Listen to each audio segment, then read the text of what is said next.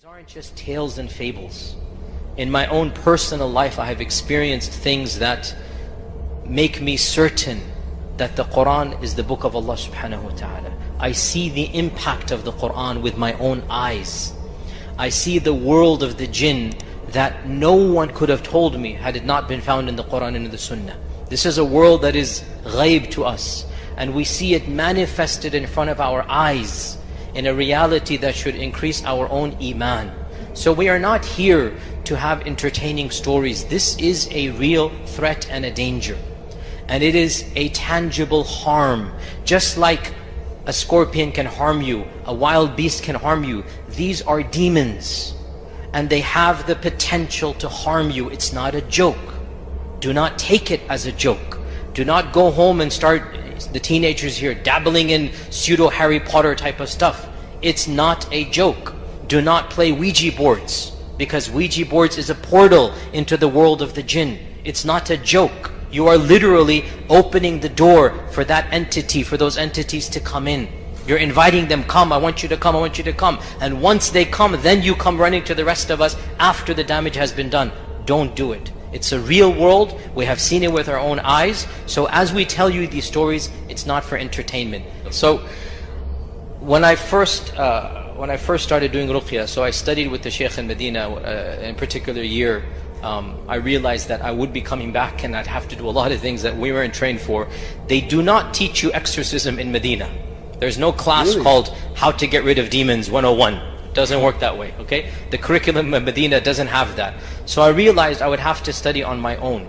So I found a Shaykh in Medina that did ruqya, and I trained with him one-on-one for a while, and learned some techniques and some, adab and whatnot, and different, because the sheikhs know there are certain ayat that are more powerful. There are certain experiences, the cumulative experiences that raqis have done. So I studied a little bit, and I'll tell you my first ruqya ever, the first one, which terrified me immensely, but in hindsight it was actually pretty straightforward compared to what I would see later on. The first ruqya I ever did, I was still a graduate student in Medina, still in Medina. There was a brand new convert that had come to study in Medina, like a literally fresh convert, like a month or two. Brand new, completely jahil about fiqh, hadith. He doesn't know anything. He just converted, and connections, wasta applied to Medina, he got in. He's still learning how to pray. And the reason I say this is that what I saw with my eyes is found in the books of hadith. He could not know it himself. So one day his roommate was reading Quran, and weird growlings come from his room. And they come in and they find him writhing, and like clearly he's like possessed and whatnot. And so his roommates start reading Quran over him. And one of them was a friend of mine, and he knows that I'm studying with the Shaykh. So I get a phone call in my apartment. It's like, Shaykh, you gotta come over. You gotta come over quickly. There's somebody that we need you for. It's a ruqya session, whatnot. And of course, I'm just a graduate student. I'm excited. Okay, get into my Ghostbusters mode. Yeah. What's the Ghostbusters? What is the mode? What is the backdrop for it? Huh? I forgot. Who are you gonna call? That's it. Yeah. Who are you gonna call? It's like YQ. Okay. So he calls up YQ. It's like, come on, I need you here. We got somebody writing on the floor. Come do ruqya. And I'm taking a class with the Shaykh. I'm like, yeah, I can handle this. Don't worry. I know. I've studied.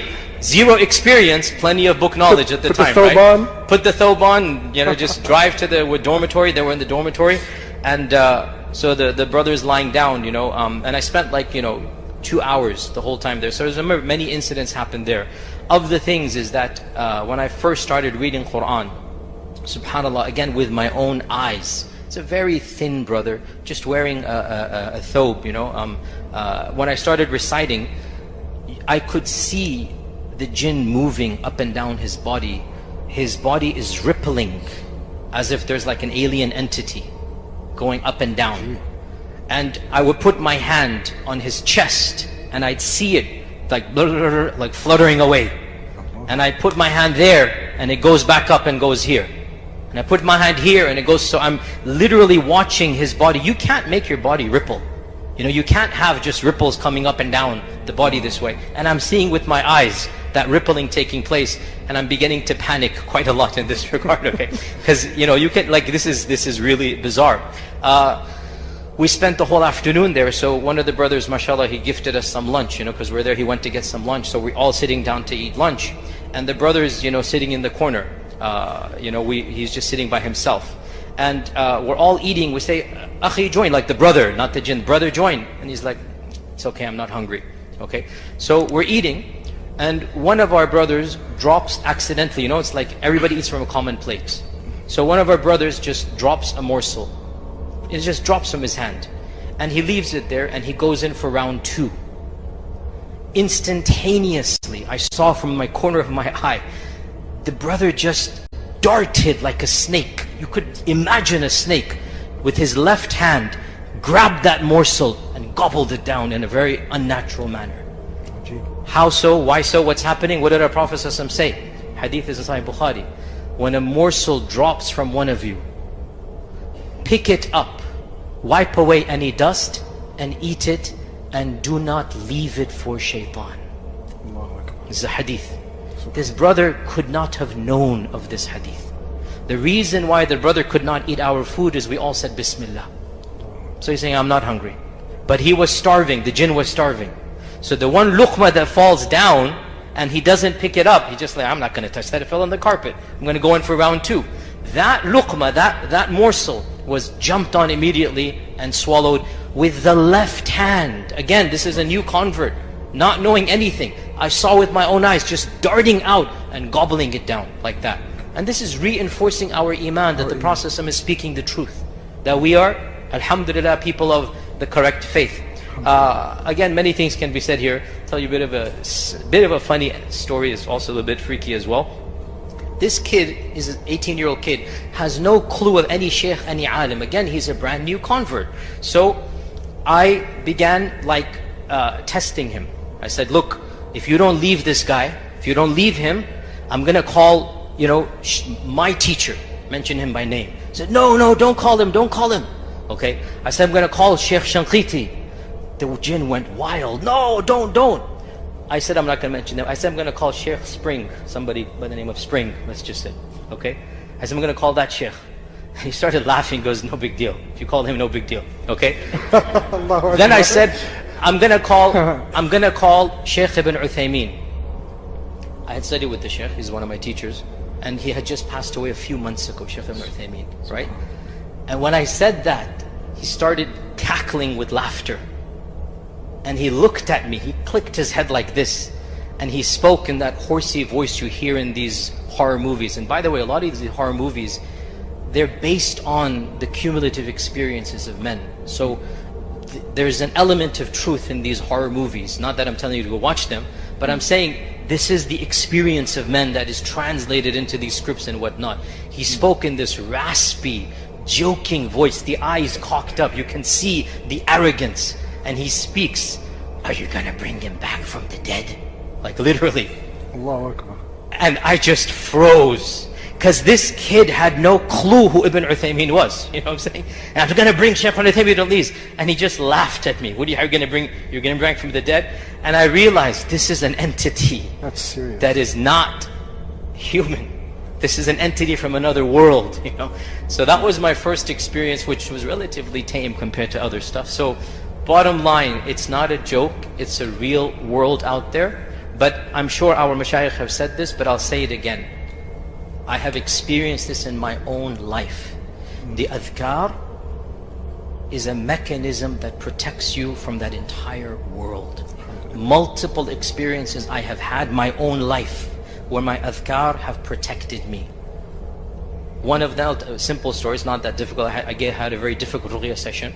And I went home and I did adhkar on myself before going to sleep. And in the middle of the night, you know, there's this state that you're not asleep and you're not awake. That's typically when the jinn's going to come. You kind of wake up, but you're not awake. Okay? I could see a dark figure coming. I'm half asleep, half awake. I'm neither awake, neither asleep. You think you're asleep, but you're not. You think you're awake, you're not. It's that time. you see the dark figure coming, and I see it walking in my room clearly, even though it is pitch black, but I know it's there. I'm not seeing with my eyes, I'm seeing with my brain.